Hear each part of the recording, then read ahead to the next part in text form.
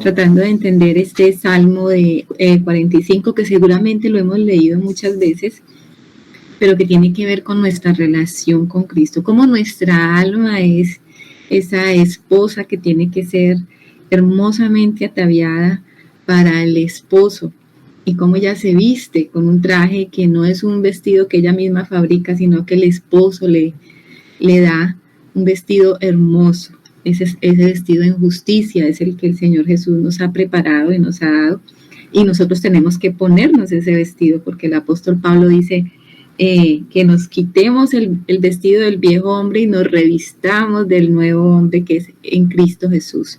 Entonces ahí vamos entendiendo las escrituras, uniendo parte con parte hasta llegar al fin, porque el fin del libro y de este libro que nosotros tenemos tan hermoso, que es nuestra Biblia, pues termina con una boda. Todo comienza con una pareja y al final termina con una pareja. De Génesis a Apocalipsis nosotros vemos ese propósito, ¿no? Y allá al final entonces vemos esa gran boda, la boda del Cordero, donde vamos a estar nosotros casándonos con Él para toda la eternidad. En este momento estamos siendo preparados. Él está vistiéndonos, nos está entregando ese vestido, y nuestra responsabilidad es tomar ese vestido y ponerlo, colocarnos ese vestido y prepararnos y esperarlo a Él. Eso dice la Escritura. Estamos esperando el novio. Fíjense que en las bodas normalmente o generalmente uno ve que el novio está parado al frente esperando. Estamos en el cursillo matrimonial, algo así. El novio está esperando a la novia, ¿cierto? Pero es al revés. En las bodas con el Señor es al revés. La novia está esperando el novio. Estamos haciendo aquí al revés, es al contrario. Esta novia se está preparando, pero está esperando al novio. Obviamente que el novio está esperando que la novia esté lista, porque la novia siempre se demora. Yo llegué tarde a mi matrimonio, entonces la novia siempre es atrasada. Estamos un poco atrasados preparándonos, pero yo sé que al final vamos a estar a tiempo y vamos a estar perfectamente ataviados para esa boda. Así lo creemos. Bueno, saludo a los hermanos que se han acabado de unir y vamos a comenzar. Nosotros nos falta leer una parte de este capítulo. Estamos en el capítulo 10 de Primera de Reyes.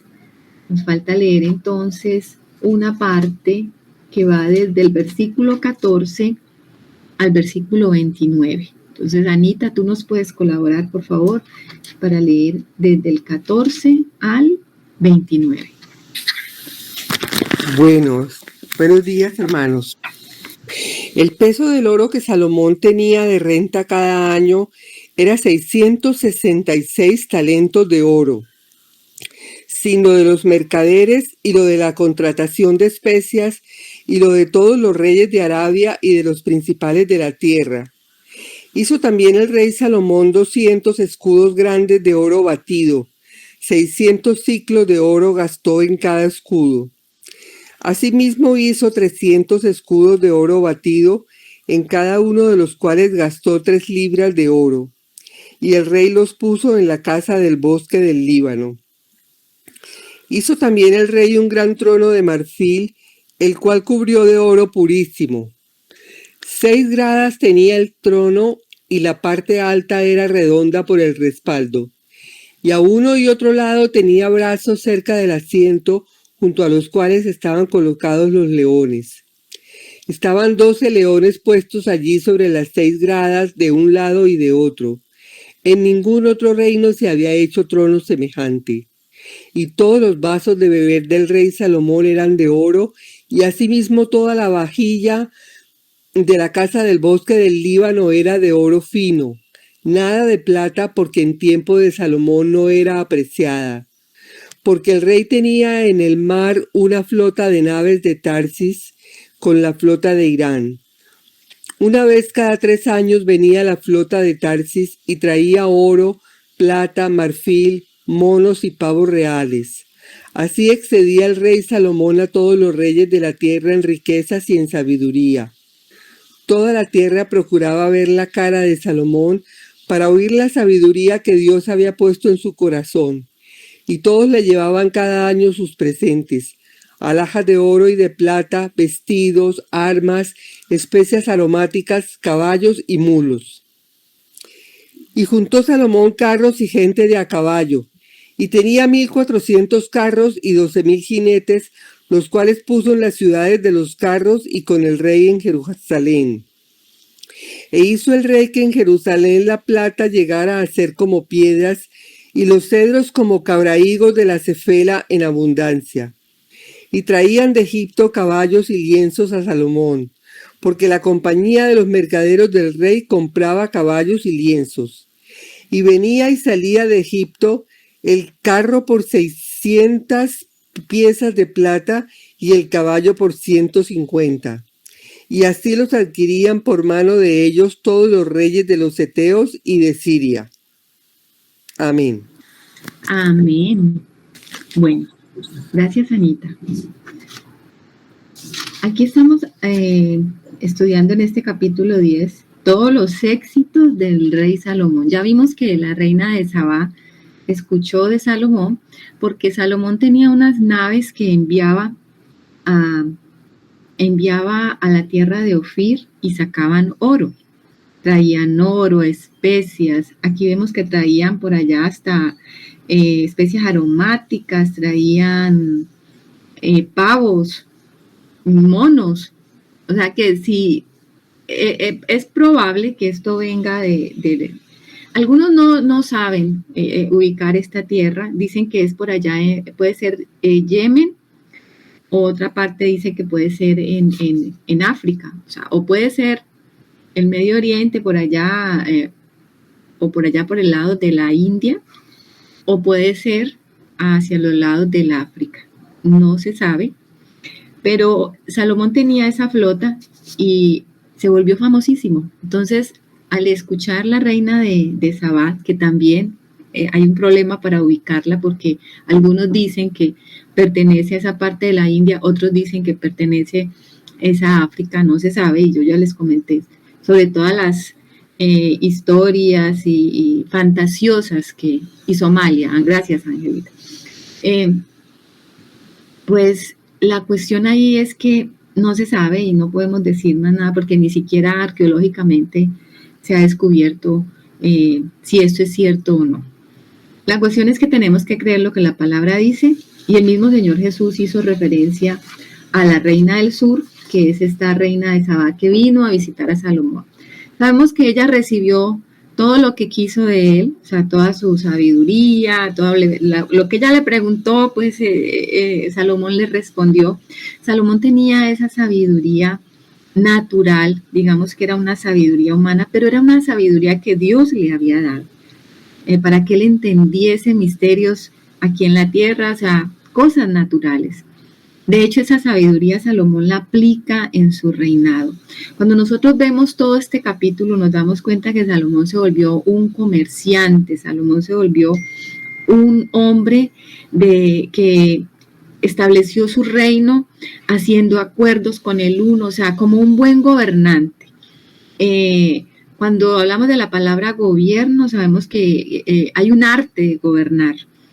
Y para gobernar se necesita hacer alianzas estratégicas con el uno y con el otro, y Salomón se dedicó a hacer eso, comenzando porque se casó con la hija de Faraón, y Faraón era, pues, digamos que el hombre más grande sobre la tierra, de los reinos más grandes sobre la tierra que habían en la época de Salomón, y él quiso tener esa alianza estratégica para, digamos, tener un reino asegurado y no tener conflicto. O sea que todo lo que Salomón hizo también como hombre, naturalmente hablando, se ve reflejado en esas condiciones de paz y seguridad que él tuvo por hacer alianzas con todos los reyes de la tierra. Alianzas de tipo familiar, porque por eso es que Salomón se casa con estas mujeres, y hacer acuerdos también comerciales. Yo les había hablado, mis hermanos, que tenemos que ver a Salomón, por un lado, como el tipo de Jesucristo, y que ese reinado y abundancia y todo lo que nosotros estamos viendo acá nos va a reflejar el reinado del Señor Jesucristo, que es en abundancia, su señorío, su poder. Hasta aquí nosotros vamos a ver cómo se cumple de una manera natural las promesas del Señor a Israel. Porque Salomón es el que va a reinar sobre todo el territorio que había prometido Jehová el Señor a Israel. El Señor lo sacó de tierra de esclavitud en Egipto para que ellos llegaran a la tierra prometida, y todo el territorio donde reina Salomón, que es desde las fronteras allá con el Mar Rojo hasta Siria, allá casi con la parte en el norte, con la parte de Babilonia arriba. Todo eso es lo que el Señor le había prometido a ellos. David conquistó todas esas tierras y Salomón se estableció aún más allá con esos límites y estableció el reino. O sea que aquí se está cumpliendo la promesa de Dios al pueblo de Israel. Ellos iban a ser cabeza, ellos iban a reinar, ellos iban a gobernar, y durante el gobierno de Salomón eso fue lo que experimentó el pueblo de Israel. Tenemos ese reino que el Señor nos había prometido, o sea, tanta abundancia, tanto oro, tanta pompa, o sea, ellos nunca habían vivido eso. Ellos pasaron de esclavos a ser el pueblo dominante, famoso, su rey era famoso por todas partes, y pues si usted hace parte de una nación que, digamos, es rica, usted se siente feliz. De hecho, hoy día estos pueblos, nuestros pueblos que están bajo ¿cómo se llama eso? La sombra, que decimos que estos son pueblos tercermundistas.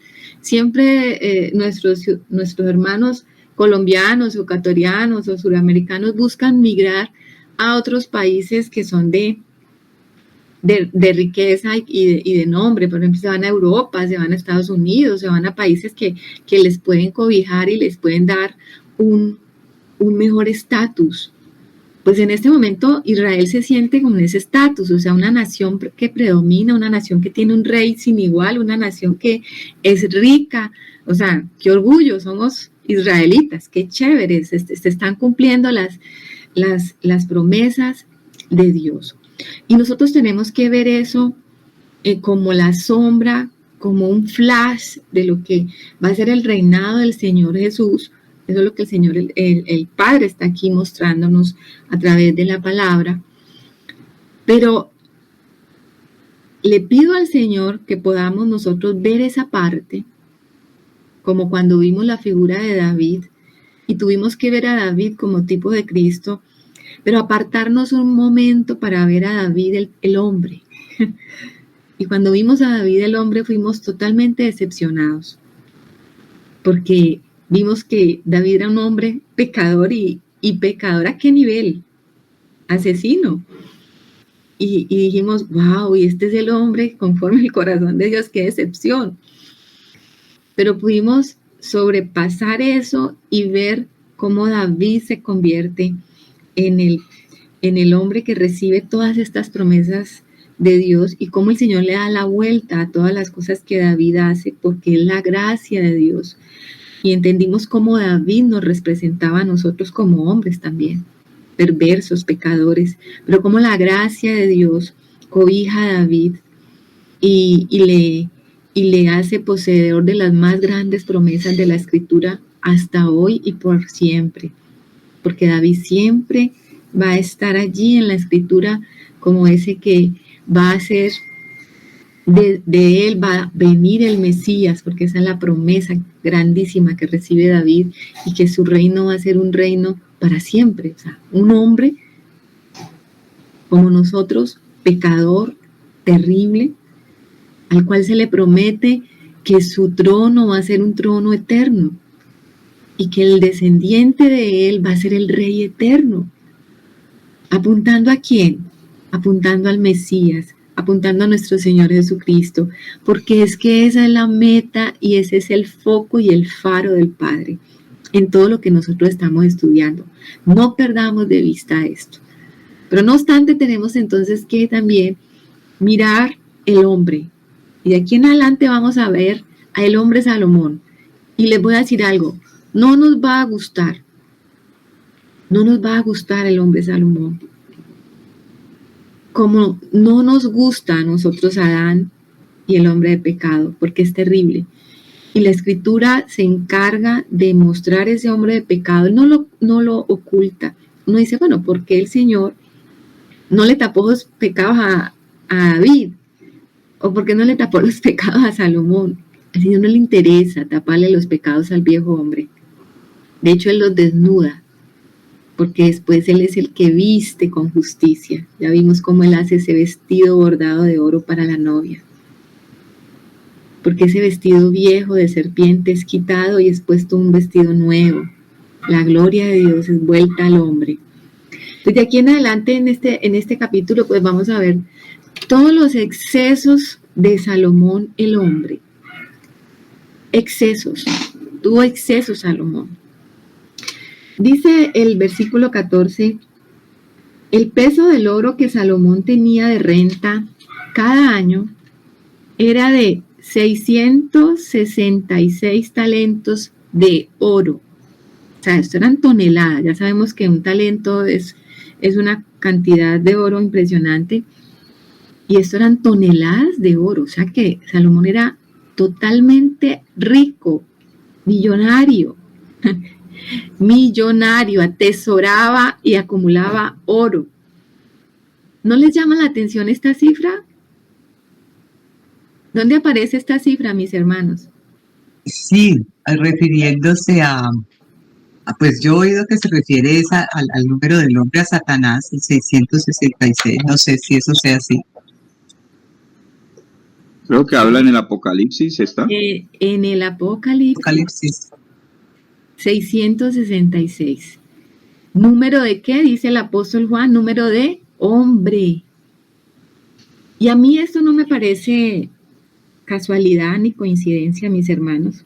Y estudiando un poquito de esto por ahí también encuentro que a otros hermanos no les parece que sea una casualidad o coincidencia, sino más bien una diosidencia, esas que en la Escritura el Señor a veces nos da una llave en el Antiguo Testamento para abrir un pasaje y un misterio en el Nuevo Testamento. Número de hombre. Y es que lo que nosotros estamos viendo aquí en este pasaje de Primera de Reyes 10 es el reinado de un hombre, de la plenitud del hombre también. A la parte que estamos viendo la imagen del reinado del Señor, porque es lo que el Señor, el Padre, nos está mandando desde la antigüedad, un flash, una luz, un vistazo a esto. Pues también nos quiere mostrar el Señor el reinado de la plenitud del hombre. Porque Salomón también está por un lado mostrándonos lo que es el reinado de la plenitud del hombre. No hubo hombre sobre la tierra como Salomón. Por eso este número 666. Ustedes saben que el número 6 es un número que se aplica al hombre, porque en el día sexto el hombre fue creado. O sea que digamos que el 666 es una trilogía, 666, donde se habla como de esa perfección del hombre. Digámoslo así. Entonces aquí estamos viendo la perfección del reinado del hombre representada en Salomón. Recuerden que el apóstol Juan allá en Apocalipsis dice que ese número es número de hombre y que los entendidos entenderán y el que tiene sabiduría que lo entienda. O sea que esta es una llave, mis hermanos, no les voy a decir más. Ustedes tienen que ir a leer y de pronto con esta llave abrir ese misterio. Aquí lo que estamos viendo entonces es esa plenitud de el reinado de un hombre. En el 15 dice, sí, lo de los mercaderes y lo de la contratación de especias y de todos los reyes de Arabia y los principales de la tierra. O sea, Salomón se volvió un negociante. Para eso le sirvió la sabiduría que Dios le dio. La aplicó totalmente a la parte natural y se volvió un comerciante y empezó a dominar todas las digamos, negocios en ese tiempo se daban, las necesidades y a suplir las necesidades de los pueblos vecinos, de los reyes vecinos, en cuanto a las especias y en cuanto a todas esas contrataciones que se necesitaban. Salomón entonces empezó a acumular dinero y riquezas. Para eso usó la sabiduría Salomón. El 16 dice, hizo también el rey Salomón 200 escudos grandes de oro batido, 600 ciclos de oro gastó en cada escudo. En el 17 dice, asimismo hizo 300 escudos de oro batido, en cada uno de los cuales gastó 3 libras de oro, y el rey los puso en la casa del bosque del Líbano. Hay dos tipos de escudo. Los primeros escudos son unos escudos que se llaman paveses, que es un escudo que cubre todo el cuerpo. Salomón, al parecer, pues nosotros no podemos decir y ahí como que hay un poco de duda si eran macizos, parece que eran recubiertos de oro. Con todo y eso, pues en cada escudo de esos Salomón gastó aproximadamente 7 kilos de oro por escudo, en los que eran los paveses, que eran esos escudos grandes que cubrían todo el cuerpo. Y en los otros escudos más pequeños, que hizo 300, o sea, en total hizo 500, 200 de unos y 300 de los otros. En los 300 escudos, esos escudos, cada escudo gastó aproximadamente 2 kilos, 1.7 más o menos kilogramos de oro. Y esos escudos los puso Salomón en su casa del Líbano. ¿Se acuerdan que se llamaba así la casa del cedro del Líbano? Porque era totalmente en cedro, cosa que no se veía porque el cedro era muy costoso. Era la madera pues que predominaba, lo más lujoso que había. Y entonces Salomón lo que hizo con esos escudos fue ponerlos en las paredes. Imagínense ustedes seguramente caminando por uno de los pasillos de esa casa de Salomón y viendo semejantes escudos colgados en sus paredes. O sea, Salomón no tenía cuadros, tenía escudos de oro. Entonces, eso nos va mostrando un poco de la arrogancia de Salomón en cuanto a querer manifestar esa riqueza y vivir esa riqueza, ¿no?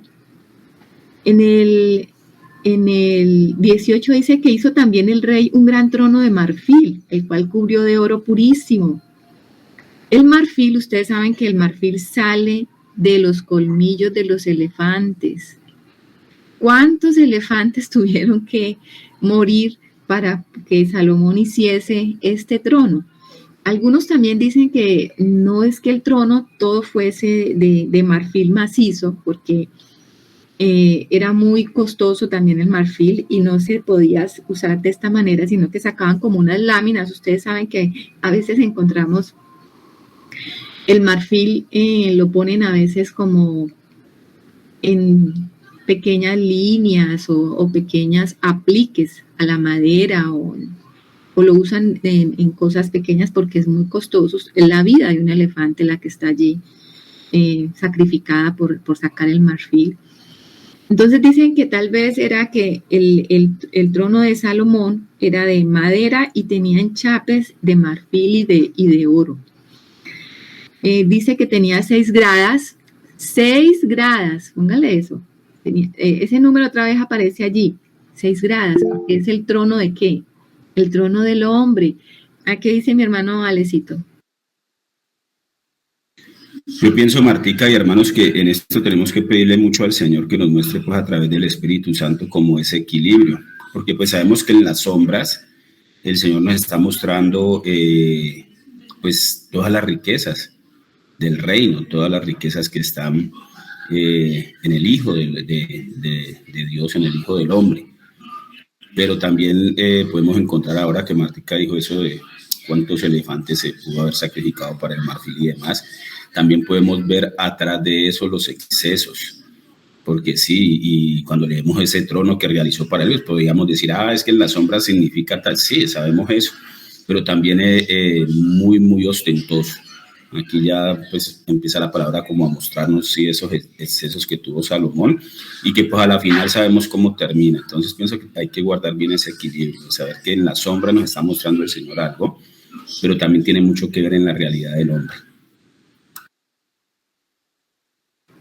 Amén, así es. Por eso les hacía esa aclaración antes para que no confundamos, ¿no? Y que el Espíritu Santo este día nos pueda hacer esa separación y esa claridad, nos traiga esa claridad a nuestro corazón. Porque personalmente yo pienso que el Señor hizo esto y lo permitió así. Es para que nosotros no confiemos en el hombre. Salomón nos va a dar a nosotros una imagen, una enseñanza. Recordemos que la escritura, el apóstol va a decir allá adelante en el Nuevo Testamento, nos va a decir que todo lo que está en el Antiguo Testamento fue escrito y se dejó escrito como ejemplo para nosotros. Así que nosotros hoy tenemos que aprender de Salomón el hombre, de todos sus excesos y de todo lo que el hombre no debe hacer. El Señor aquí nos está mostrando la perfección del reinado del hombre. Cuando yo les hablaba de este número 666, para que nosotros entendamos que el único reinado perfecto va a ser el reinado de nuestro Señor Jesucristo, para que no confiemos en el hombre y para que nosotros hoy aborrezcamos el gobierno del hombre. Eso es lo que nos va a dejar este mensaje. Entonces aquí estamos viendo los excesos del rey Salomón. Dice que, gracias al éxito, dice que este trono tenía 6 gradas, imagínense eso, 6 gradas, número de hombre, no tenía 7, que es el número de Dios. Y la parte alta era redonda por el respaldo y uno y otro lado tenía brazos cerca del asiento, junto a los cuales estaban colocados 2 leones. O sea, habían 2 leones. Ustedes saben que la figura del león, pues es una figura que va a representar el rey. De hecho, más adelante nosotros vamos a ver que la escritura habla del Mesías como el rey de Judá, hablando de nuestro Señor Jesucristo, porque el león pues es el rey de todos los animales. Nosotros conocemos esa majestuosidad con la cual el Señor creó al león para manifestarnos un aspecto de su gobierno. Entonces Salomón tomó la imagen de los leones y puso uno como que, bueno, me están cuidando, yo soy este rey, pues aquí cuidado, pero no solamente puso esos 2 leones allí, en el resto de las gradas puso más. Algunos dicen que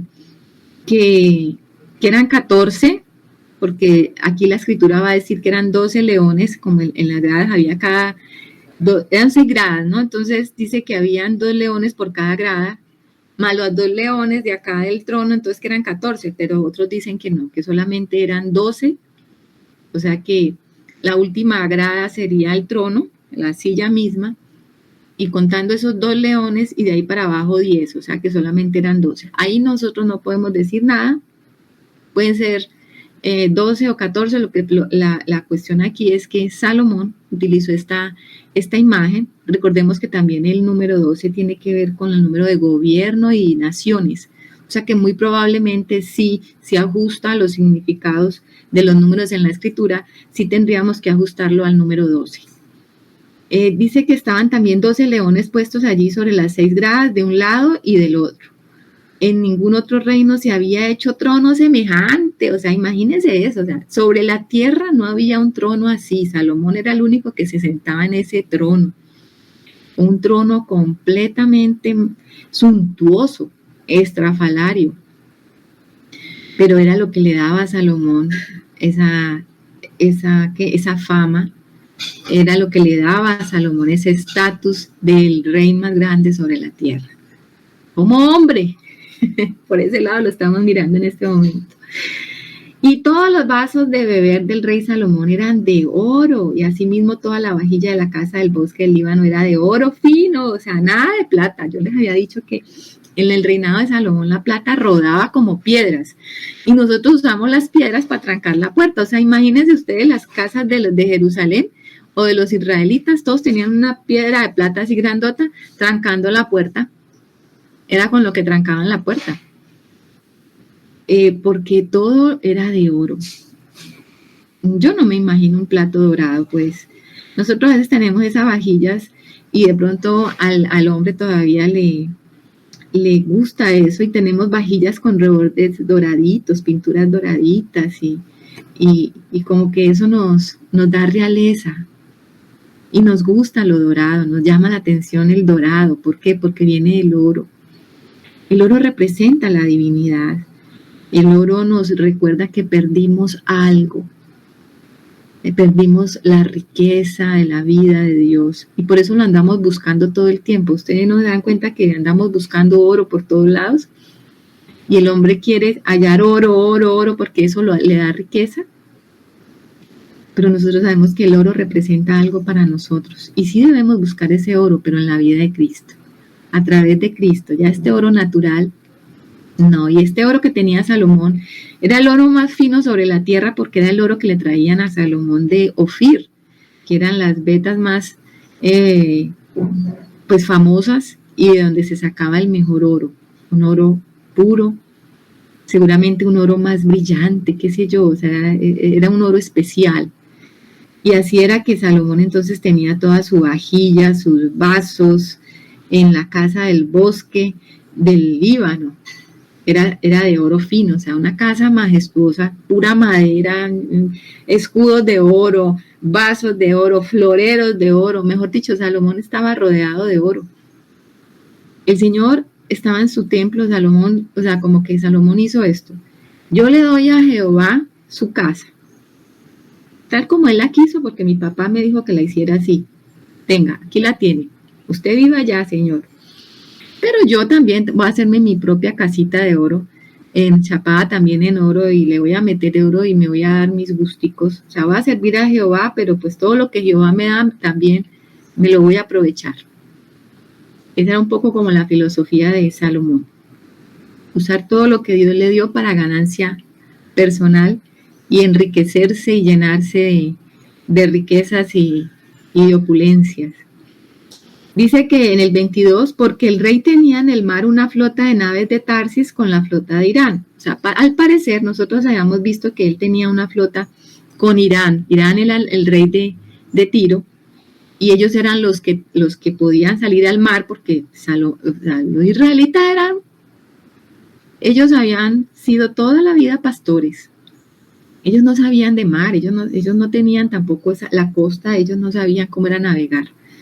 Entonces Salomón hizo ese acuerdo con Irán, el rey de Tiro, y entonces él era el que tenía una flota que mandaba allá a las tierras donde estaba el oro, y además, al parecer, porque aquí parece que tenía otra flota, que se dice de naves de Tarsis. Entonces eran como dos flotas que iban y venían trayéndole a Salomón oro, especias, maderas, hasta monos y pavos, dice allí. Una vez cada 3 años venía la flota de Tarsis y traía oro, plata, marfil, el marfil con el que hicieron las gradas y tal vez hacían cosas de lujo. Y también dice que traían monos y pavos reales. ¿Para qué traían los monos? Yo no sé, para entretenerse con los monos seguramente. No sé, o seguramente eran ¿para qué? Para mostrarlos. Ustedes saben que el pavo, para pavonearse con los pavos, yo qué sé, era algo que traían ellos de allá. El 24 dice, toda la tierra procuraba ver la cara de Salomón para oír la sabiduría que Dios había puesto en su corazón. ¿Por qué toda la tierra quería venir a Salomón? A ver cómo era que este hombre se había enriquecido. ¿Qué buscan los gentiles si no es mirar la riqueza y cómo es que yo puedo adquirir también la riqueza? De hecho, este dato se los voy a dar. Cuando uno estudia sobre Salomón, hay un lado oscuro de la vida de Salomón también en las redes sociales. A la par de los libros que Salomón escribe, porque Salomón va a escribir muchos libros. Nosotros tenemos escritos de Salomón en la Biblia. Tenemos 3 escritos de Salomón. Tenemos los proverbios, tenemos el Cantar de los Cantares y tenemos Eclesiastés, o en su orden como aparecen en nuestra Biblia es Proverbios, Eclesiastés y Cantar de los Cantares. Algunos sitúan estos libros como en las diferentes etapas de la vida de Salomón. Proverbios como al principio de la vida de Salomón en su juventud, pero ya Primera de Reyes 4:32 dice que Salomón escribió muchos proverbios, dice que 3,000 proverbios y sus cantares fueron 5,000. Obviamente que en la escritura no tenemos el registro de todo lo que Salomón escribió. Entonces tenemos como las etapas de la vida del rey Salomón en estos escritos. Uno podría decir que Proverbios es como el libro de los inicios del rey Salomón, cuando Salomón no se había apartado del Señor y todavía estaba bajo el consejo de su padre, de lo que David le había dicho, y podemos ver a ese hombre sabio todavía hablando desde el consejo de la palabra y el consejo de su padre, y tenemos ese libro, que es el libro de Salomón, de Proverbios, perdón.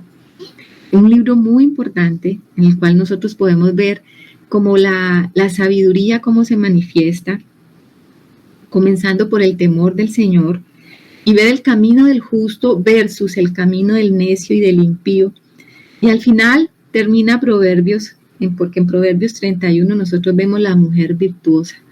De lo que nosotros podemos ver en Proverbios es como el desarrollo del alma, como el alma tiene que comenzar desde el versículo 1 buscando la sabiduría, añadiendo a su vida sabiduría, comportándose como el hombre sabio para llegar a ser una mujer virtuosa, un alma virtuosa. Y todo ese Proverbios 31, usted lo puede aplicar a la mujer y nunca usted va a hallar una mujer sobre la tierra a la cual usted le pueda aplicar esto. Y yo batallé mucho con Proverbios 31 en alguna época de mi vida porque yo decía, ¿por qué tú le exiges tanto a la mujer y al hombre no? Porque yo no entendía Proverbios desde el punto de vista espiritual, sino que lo humanizaba y lo aterrizaba y a mí no me cuadraba. Hasta que entendí que Proverbios es un libro espiritual y que esa mujer de Proverbios 31 es el alma que ya puede servir a su marido, que es nuestro Señor, porque Él la ha edificado en sabiduría. Entonces, es un libro muy especial, aparece en nuestra Biblia y es atribuido a Salomón. Aunque hay algunas añadiduras, allí creo que hasta ese Proverbios, el último capítulo, dicen que no es de Salomón. O sea, habría que estudiar más profundamente el libro de Proverbios para darse cuenta de esos detalles. El otro libro es el Cantar de los Cantares, que muchos dicen que no debería estar en la Biblia. ¿Qué dice Rebequita?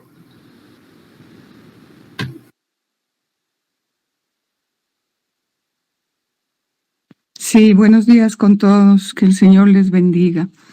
Sí, Martita, o sea, pensaron esto de Proverbios 31, de hecho, a toda mujer que leemos eso decimos, wow, qué medida tan alta se nos puso, ¿no?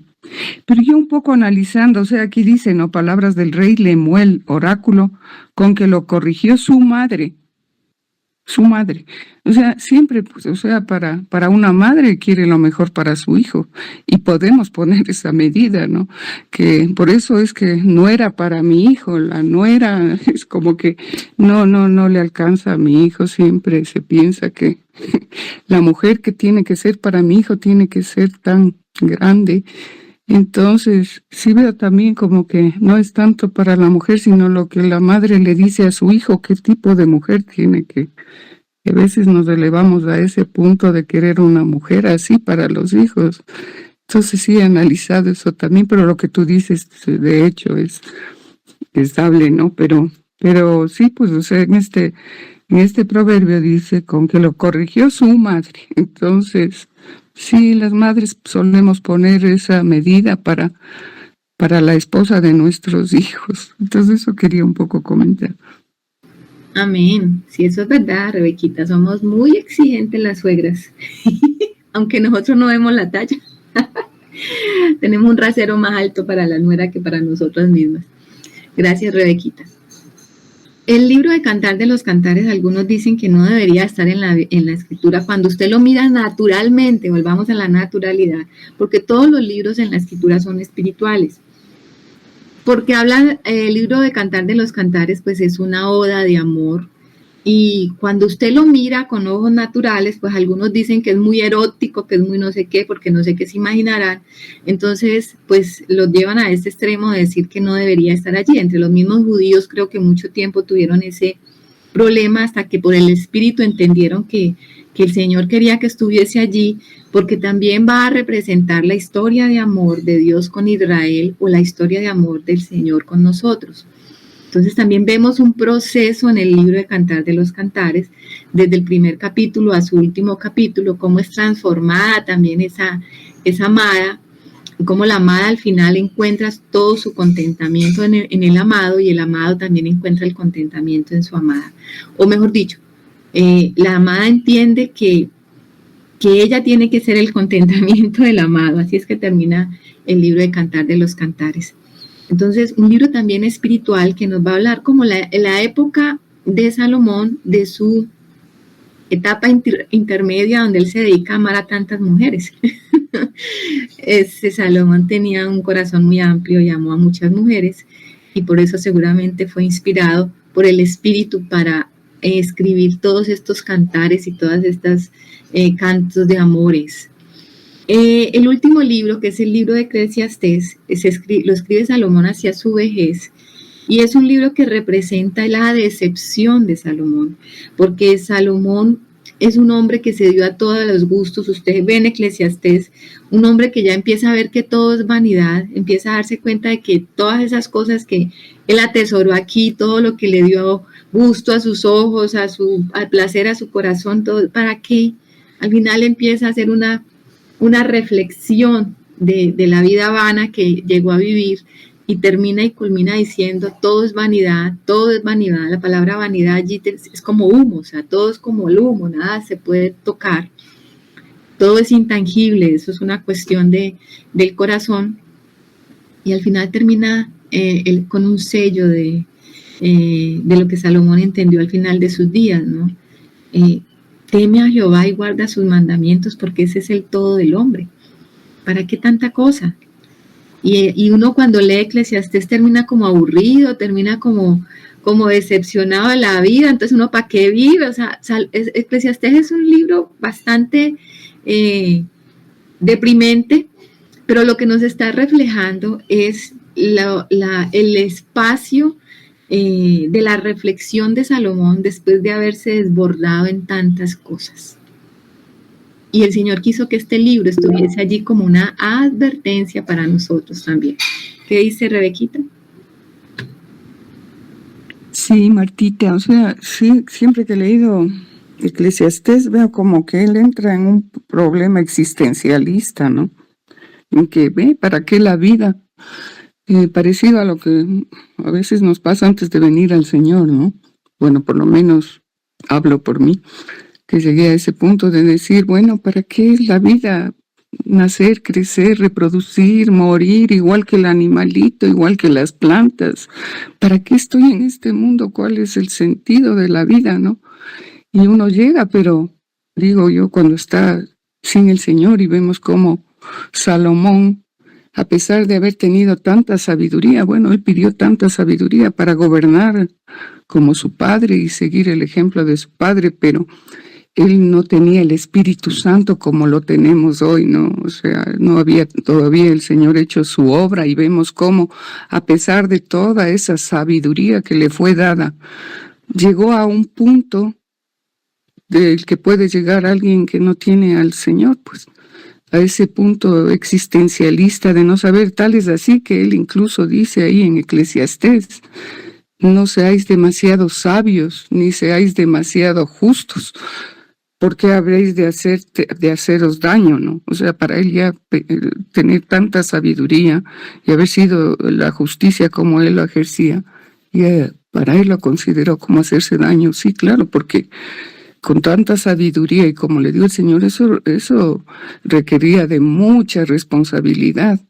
Entonces, como con Carlitos vimos esta vez este versículo que es tan claro, ¿no?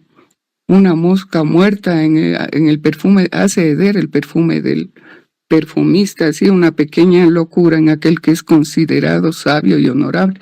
Entonces, claro, o sea, ver eso es, como tú dices, como un ejemplo, ¿no? Pero nosotros ahora tenemos al Espíritu Santo y llegar a ese punto, entonces sí, o sea, pensar cuánta responsabilidad también nosotros estamos adquiriendo al seguir creciendo en el conocimiento de Dios, y estos mismos estudios que tenemos no nos demandan de nosotros bastante responsabilidad. Y como les decía ayer en la reunión, responsabilidad es la habilidad para responder. Entonces, si hemos sido llamados, ¿cómo estamos respondiendo, no? Eso, Martita. Gracias, Rebequita. La hermana Hilda dice que esto es para que nosotros seamos advertidos que podemos caer en esa situación. Sí, esto es una advertencia de la Escritura, porque ya él está reinando. Salomón está reinando, mis hermanos, ya que nosotros reinando podemos caer. Sí, podemos caer. Siempre hay una posibilidad. Y estos reyes, gracias a las hermanas, estos reyes venían a hablar con Salomón y querían preguntarle a Salomón, bueno, ¿cuál es el secreto de toda su riqueza? Bueno, dígame, ¿cómo es que yo debo gobernar allá? ¿Cómo es que yo debo hacer todo lo que usted hizo acá? Yo veo que usted hizo tantas cosas. O sea, el mundo quería conocer cómo es que Salomón se había enriquecido y cómo era que Salomón gobernaba y que les hablara de misterios y cosas. O sea, la fama de Salomón le trajo un problema a su corazón. Dice que el 25, y todos los llevaban cada año sus presentes, alhajas de oro y de plata, vestidos, armas, especias aromáticas, caballos y mulos, o sea, como que plata llama plata. Aquellos que querían conocerlo tenían que venir con regalos y le daban más y le daban más. Algunos dicen que tal vez no eran regalos, sino que era como como Salomón gobernaba sobre estos reyes, pues como era como un impuesto que ellos tenían que venir a traerle cada año. No sabemos, el hecho es que Salomón estaba enriquecido por todos lados, eso le llegaba y le llegaba y le llegaba. El 26 dice, y juntó Salomón carros y gente de a caballo, y tenía 1,400 carros y 12,000 jinetes, los cuales puso en las ciudades de los carros y con el rey en Jerusalén. O sea, él tenía carros y caballos que traía de Egipto, y había hecho una ciudad especialmente para eso. Ya habíamos visto que él tomó unas ciudades especiales y las edificó para unas para guardar sus provisiones, otras para guardar estos carros y estos jinetes y estos caballos. O sea, Salomón tenía ciudades especiales para esto, y el costo de esto era muy grande, excesivo. Para eso era que él tenía que tener tanto dinero para mantener todo esto. ¿Usted se imagina cuánto come un caballo al día? Y que estos caballos eran finos. Israel nunca había tenido caballos. Siempre nosotros en la historia anterior, siempre que veíamos burros, mulos. O sea, los reyes y los príncipes antes andaban en mulos. Cuando usted veía a alguien que andaba en burro, ese es hijo de un pudiente, de un rico, porque los burros eran lo más que podían ellos tener. ¿En qué entró el Señor a Jerusalén? ¿Montado sobre qué? Sobre un pollino, sobre un burrito, no sobre un caballo como el de Salomón. Por allá hay un cantar que dice, a yegua de Salomón te compararé. O sea, tenía yeguas finas. ¿De dónde eran traídas? De Egipto, sacadas del mundo. Esto nos va hablando y nos va diciendo cómo es que Salomón empezó a contaminarse. Y gastaba muchísimo manteniendo todo estos caballos, porque los caballos se usaban para la guerra, y Salomón no tenía guerra. O sea, que ¿para qué tenía Salomón estos caballos? Para ostentar. Él no usaba los caballos para la guerra, él los usaba era para ostentar en su reino. El 28 dice, y traían de Egipto, miren, caballos, lienzos a Salomón, porque la compañía de los mercaderes del rey compraba caballos y lienzos. O sea, para eso era que tenía y comerciaba, tenía una compañía de mercaderes. Vayan ustedes y compren allá cómprenme caballos, tráiganme lienzos. ¿De dónde? De Egipto. Salomón comenzó a traer cosas de Egipto, a llenarse de cosas del mundo, a enriquecerse con las cosas del mundo. Y venía y salía de Egipto, dice, el carro, el 29, el carro por 600 piezas de plata y el caballo por 150. Y así los adquiría por mano de ellos todos los reyes de los heteos y de Siria. O sea que Salomón era el que traía de Egipto todo esto y luego le vendía a los reyes de los heteos y de Siria estos caballos. Comerciaba Salomón, se volvió un comerciante. Ojo aquí, un corazón negociante, comerciante con las cosas del mundo. Eso pasó con Salomón. Yo les estaba hablando de los escritos de Salomón. Cuando usted va a estudiar un poco sobre Salomón, usted va a encontrar en las redes cosas que se dicen de Salomón. De hecho, Salomón está asociado con la masonería. Algunos dicen que la compañía con el rey de Irán hizo que Salomón se mezclara con cosas ocultas. Y los masones tienen la sabiduría de Salomón como algo fundamental para su secta. ¿Qué dice mi hermana Ida? Pues muchos judíos consideran que la cábala comenzó con él, ¿no? La cábala, el tetragramatón, todas las cosas, todos símbolos propios de la cábala y de la masonería tuvieron su origen en él. Yo una vez escuché como en un video de unos judíos que decían que Salomón amó tanto el conocimiento que cruzó la raya y se fue al lado oscuro con tal de seguir adquiriendo conocimiento, pero ya no en el lado divino, sino en el lado diabólico, ¿no? Exactamente. Ustedes van a encontrar por ahí libros atribuidos a él, cuestiones de sabiduría para hacer dinero, el ocultismo, las cosas ocultas en las cuales Salomón se metió. A ciencia cierta no podríamos decir si es verdad o no, le atribuyen a él, pero por lo que vamos a seguir leyendo, puede ser, mis hermanos, puede ser que Salomón cayó tan bajo hasta este punto. Hay libros apócrifos, hay unos libros que aparecen en la Biblia católica, hay uno que se llama La Sabiduría, que se le atribuye a la sabiduría de Salomón, pero no fue escrito directamente por Salomón, fue escrito por allá por un judío, cuando todavía existía, creo que la Biblioteca de Alejandría, por allá en la misma época, en cuando se escribió la Septuaginta, que es el Antiguo Testamento que nosotros tenemos hoy día. Hay un judío que escribió un libro que se llama La Sabiduría, atribuida pues a la sabiduría de Salomón.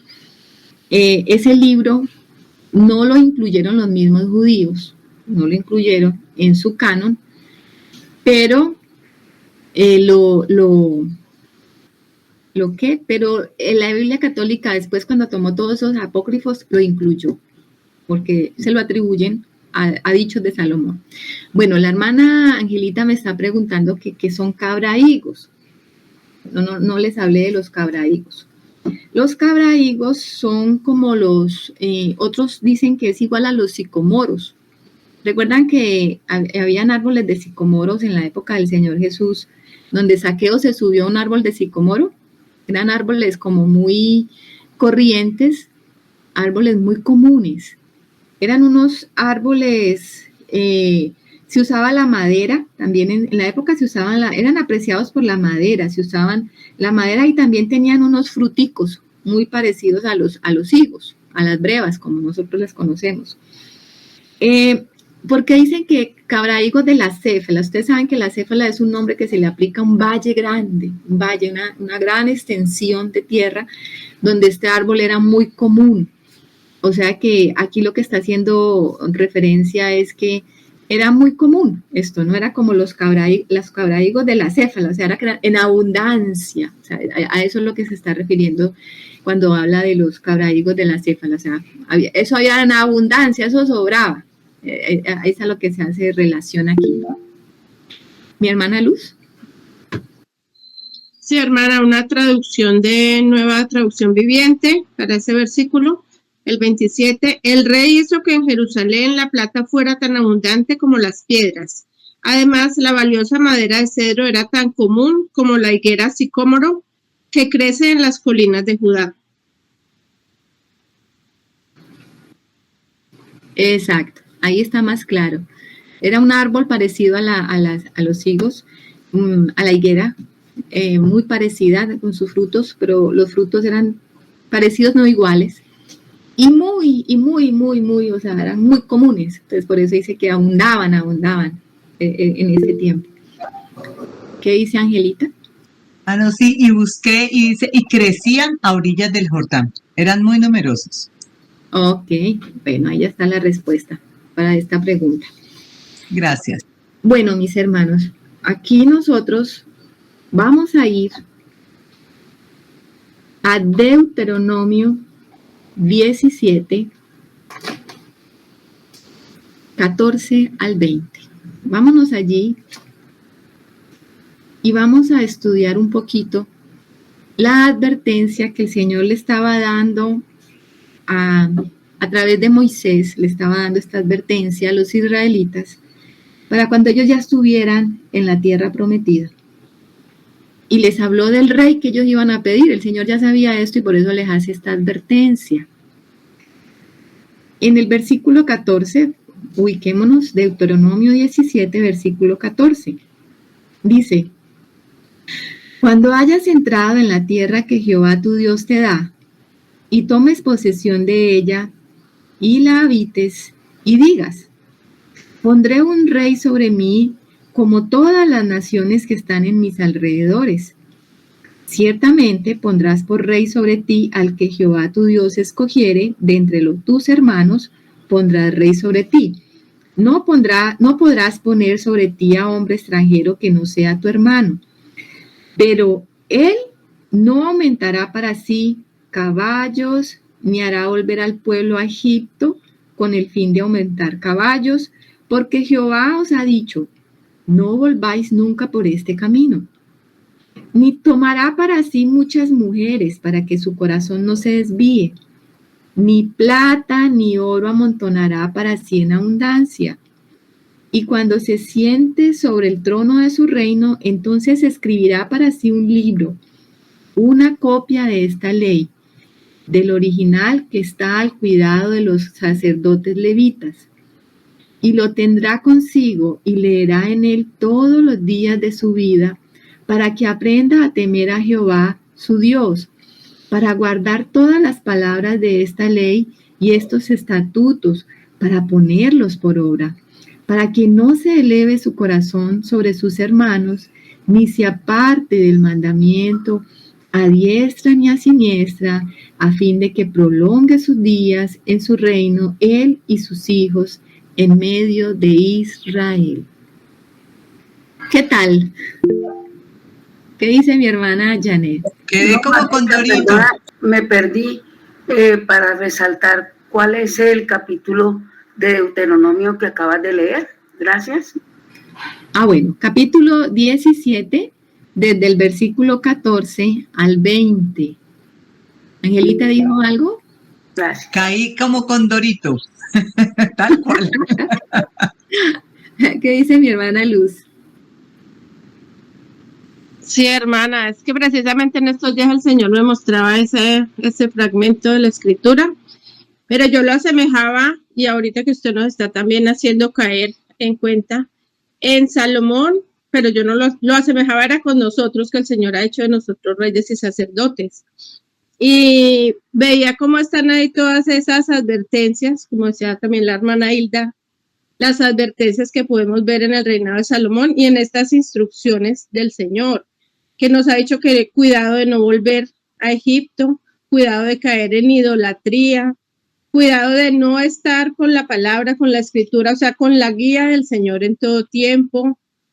Todas esas advertencias que el Señor nos puso, pues yo lo asemejé ahí a nosotros como reyes y sacerdotes, y como esas advertencias, pues Salomón no las tuvo en cuenta. Ahí vemos que empezó a hacer todo lo que el Señor no había dicho que hiciera, y cómo me llamó mucho la atención también la reflexión que usted nos hizo, hermana, en el primer versículo, cómo la sabiduría que él tanto pues que primero pidió al Señor para gobernar bien, cómo luego la utilizó para él como hombre, cómo él se apartó del Señor, se empezó a apartar del Señor y la usó para sus cosas, para sostener y aumentar las riquezas del hombre, descuidando y cada vez apartándose más del verdadero camino que es el importante y el único que debemos seguir, que es el camino a Dios, el camino a Cristo. Entonces, como a pesar de tener todo, él se desvió. Entonces nosotros también que busquemos esa sabiduría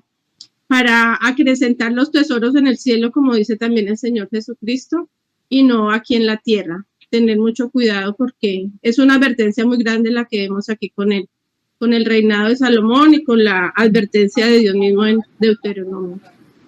Amén. Así es, mi hermana Luz. Muchas gracias, hermancito. Gracias, Martica. Buenos días a los hermanos que nos saludan.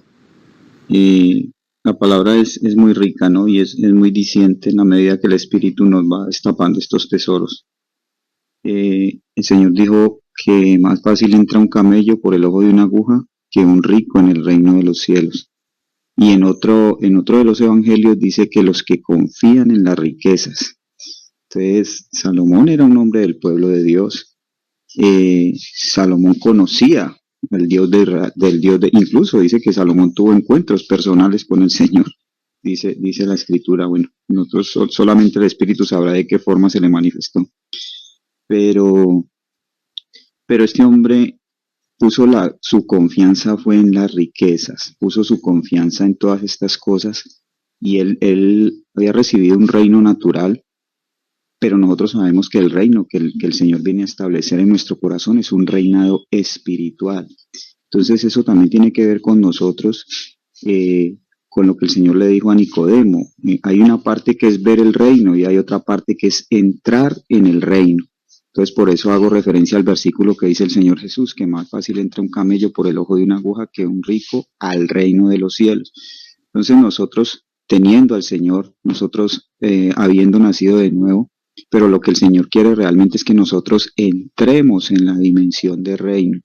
Y para nosotros entrar en la dimensión de reino, nosotros tenemos que ser despojados de nosotros mismos. Nosotros no podemos, todas esas cosas que consideramos esas riquezas tan grandes que nosotros atesoramos en nuestra alma, que nosotros, de acuerdo a la medida y a la escala de valores que este mundo le da a las cosas de este mundo, y no solamente estoy hablando de cosas materiales, sino de la inteligencia, de la capacidad, de la elocuencia, todas esas cosas. Si realmente yo no estoy dispuesto a que el Señor me despoje de todo eso y a que esa sabiduría que viene del cielo, a que cada día todas las cosas, entrando yo en Cristo, todas las cosas sean hechas nuevas en mi vida, pues yo no puedo entrar en esa dimensión de reino. Él lo vivía de una forma natural, en la opulencia totalmente, pero entre más adquiría, entre más ponía su corazón en las cosas de esta tierra, pues mayor era su decadencia espiritual. Entonces eso también es una realidad en el pueblo de Dios en muchas circunstancias, como teniendo al Señor, pero si no estamos dispuestos a que nuestro corazón sea transformado y a entender que se trata de un reino espiritual, de riquezas que nadie te va a quitar, porque donde esté nuestro tesoro, ahí estará nuestro corazón, pues es la misma condición como de la iglesia, ¿no? Como se tiene es un concepto de un reinado rastrero y cada día la condición y la decadencia va siendo mayor. Así es, cuando nosotros perdemos de vista verdaderamente lo que es el reino de Dios, es que el reino de Dios no es el reino de acá de la tierra caído. Y a veces confundimos las dos cosas y los hombres hacen una mezcla de esto tan terrible que hay siervos de Dios que terminan enredados con esto y usando las cosas de Dios para enriquecerse y terminan en idolatría, en adulterios, y eso se vuelve una cosa terrible para sus vidas porque pierden el entendimiento espiritual por ir detrás de las cosas terrenas. Y eso lo hemos visto y lo estamos viendo en la iglesia. ¿Cuántos hombres de Dios no se han perdido por esto? Usando las cosas de Dios, la sabiduría de Dios, por ir tras las cosas de este mundo. Alecito. Sí, mira, qué bueno que pudiste referirnos a Deuteronomio.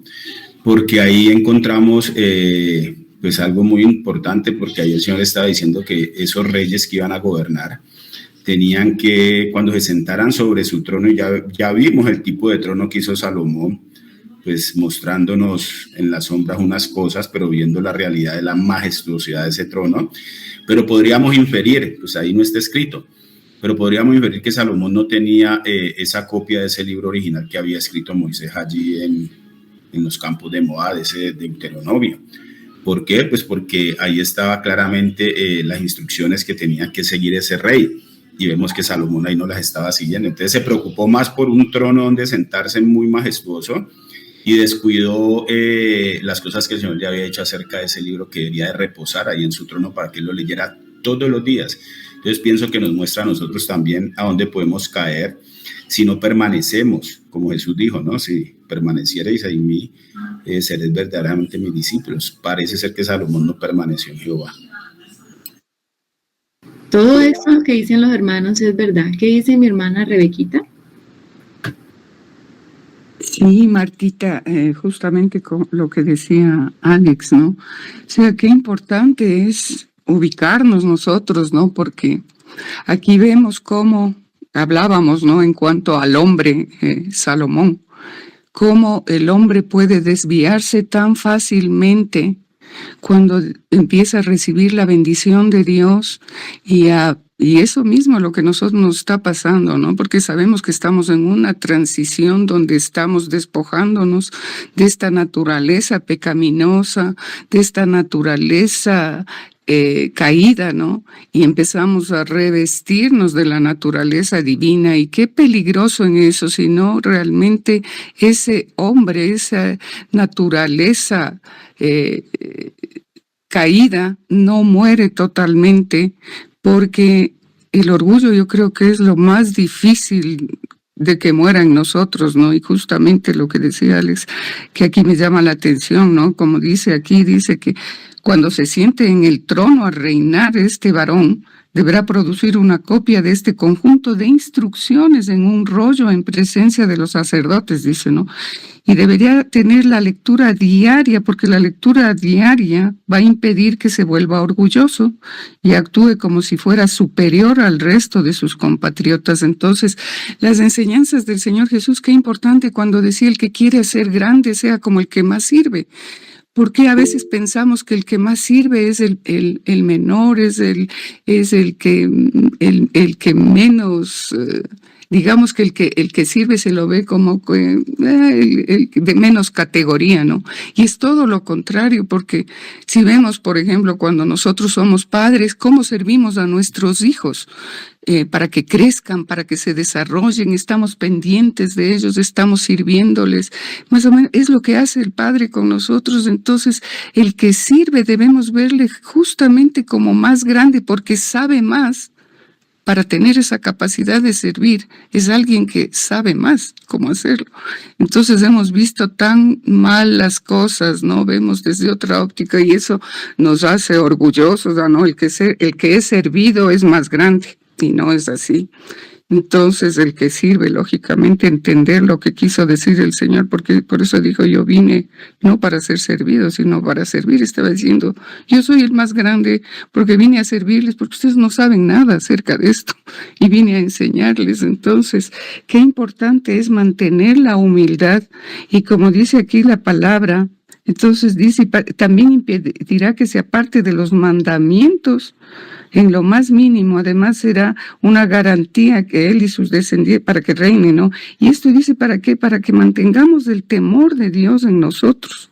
Qué importante es la instrucción y mantener el temor de Dios, para que el orgullo, cuando el Señor nos bendiga, porque también en Deuteronomio dice: cuando el Señor nos bendiga y habites en casas que no construiste y tengas viñas que no plantaste, acuérdate de dónde saliste y que no sea cosa que te olvides que todo eso vino de mí, ¿no? Entonces, yo pienso que esto es importantísimo porque si viene un avivamiento a la tierra y si el Señor va a llenar a su iglesia, esa iglesia gloriosa de poder, de autoridad, yo creo que son advertencias que el Señor nos está dando, ¿eh? Cuando venga el Espíritu Santo sobre vosotros o sobre nosotros, que eso no les lleve a pensar que todo eso es por ustedes, ¿no? Y tener bien claro.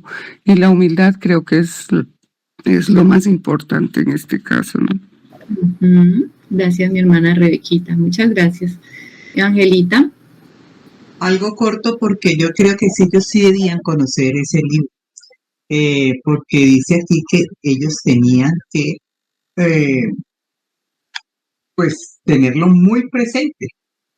Pero lo que yo creo es que esta advertencia, ¿y por qué lo digo? Porque hubo hombres y reyes como Asa que cuando vieron que todo estaba mal, ¿qué hizo él?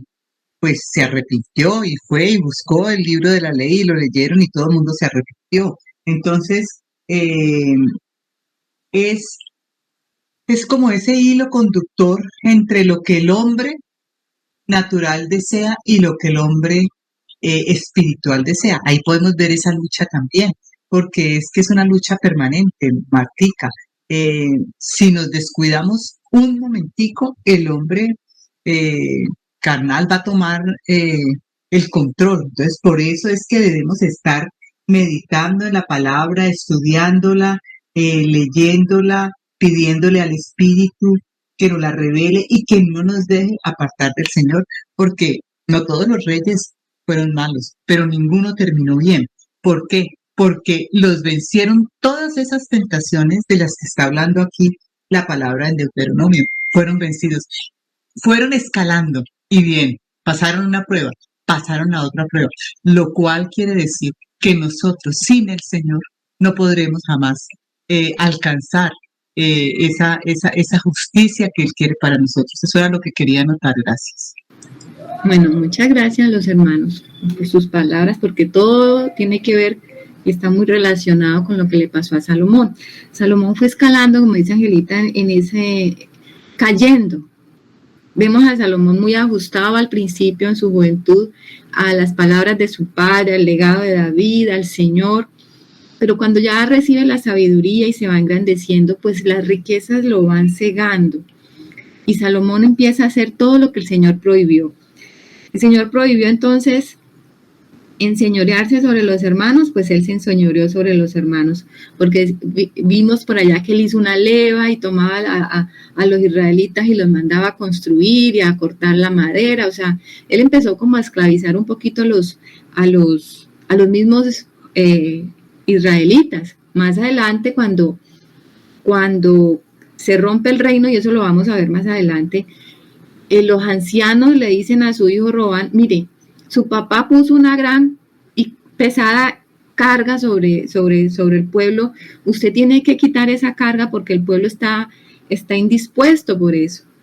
O sea, nosotros vamos a ver que Salomón sí se enseñoreó. Contrario a lo que dice Rebequita, no fue un rey que servía como David. Salomón empezó a enseñorearse sobre Israel, a aprovecharse de los israelitas para su propio beneficio. Se enriqueció, tomó oro más que ninguno, estaba prohibido aquí. Caballos de Egipto, o sea que a Egipto fue a tomar, primero la esposa, terrible, y después tomó todo lo que pudo y lo que quiso, caballos, lienzos, mejor dicho, todo lo que pudo de Egipto lo trajo.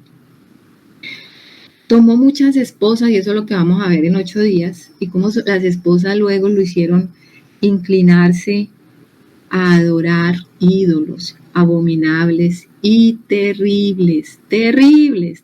Eso lo vamos a ver porque uno dice, wow, ¿esto era así de feo? Eso era así de feo con Salomón. Entonces, esta última parte que habla aquí de Deuteronomio con respecto a la ley, que es el comentario que hacía Angelita, ellos sí tenían esa copia. De hecho, por allá 300 y pico de años después, cuando ya se divide el reino y comienzan los reinos a funcionar, el del norte, el del sur, Pues Josías es un rey, del reino del sur de Judá. Y él descubre el libro que estaba por allá en el templo lleno de polvo. Ya los reyes no leían ese libro. Y vamos a ver cómo vamos a seguir estudiando el libro de los reyes, pues vamos a ver la decadencia por haber dejado la palabra. Y la decadencia fruto de todo lo que Salomón hizo, porque todo lo que Salomón hizo trajo consecuencias gravísimas sobre Israel. Él introdujo como una simiente de idolatría terrible. Entonces vamos a ver que Salomón confió más en la sabiduría que Dios le había dado y empezó como a idolatrar esa sabiduría y se confió de sí mismo y ya no confió más en la palabra de Dios. El Señor le dijo a Josué: nunca se apartará de tu boca este libro de la ley, sino que de día y de noche meditarás en él. Esa es la salvaguardia para que nosotros no entremos en engaño y en altivez, mis hermanos. ¿Cómo vamos a nosotros, ya estando en una posición de gobierno, de reinado con el Señor, donde ya hemos vencido, sí, pero cómo vamos a mantener esa victoria? Pues en la humildad y en la humillación de dependencia del Señor y de su palabra.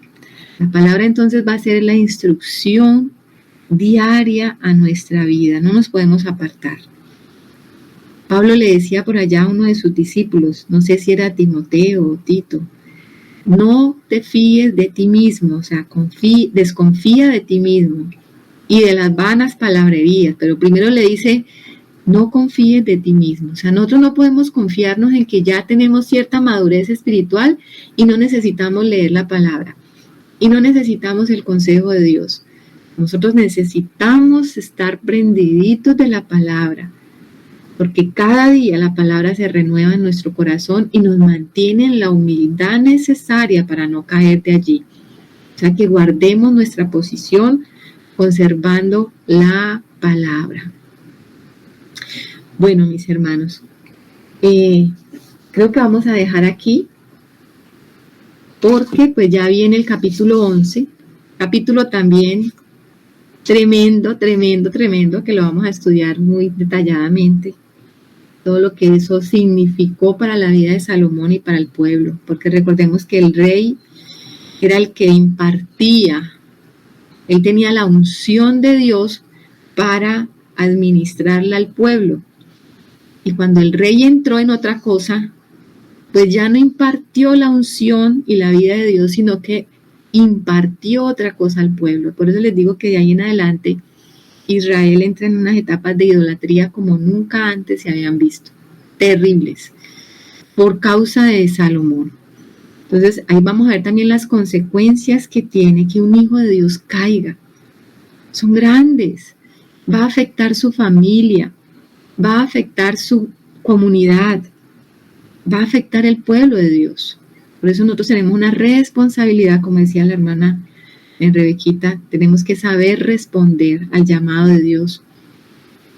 Tenemos que ser responsables con lo que el Señor nos ha dado, porque vamos a afectar de una manera positiva, influenciar positivamente y a servirle al Señor de una manera grandiosa y maravillosa si permanecemos en Él. Pero si caemos, vamos a hacer un daño tremendo también a nuestra familia, a nuestra comunidad, a la iglesia, al mundo. Vamos a hacer daño, vamos a hacer mucho daño también. O sea, podemos afectar positivo o negativamente. Entonces vamos a dejarlo aquí. Creo que ha sido una jornada bastante edificante, mis hermanos, de advertencia. Desde el principio lo vemos así.